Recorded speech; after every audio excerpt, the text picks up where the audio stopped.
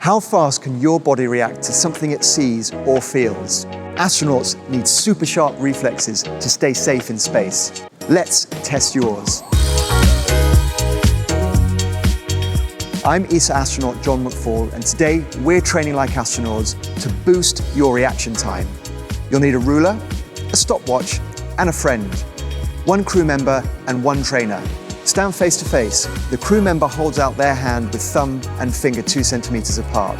The trainer holds the ruler between them, 0 centimeters at the top of the thumb. Without warning, the trainer drops the ruler and the crew member tries to catch it. Measure where the crew member caught it. Use the chart to see how fast that reaction was. Record the results. Repeat 10 times, then switch roles. Did your reaction time improve? That's your astronaut brain getting quicker.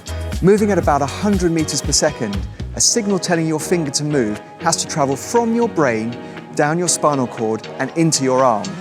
When controlling a robotic arm on the ISS, even a minor tweak with a thruster can send something spinning off into space. Astronauts need fast reflexes and concentration to keep control and successfully complete their mission tasks. Keep practicing and sharpen those reflexes. You've got this, space explorers.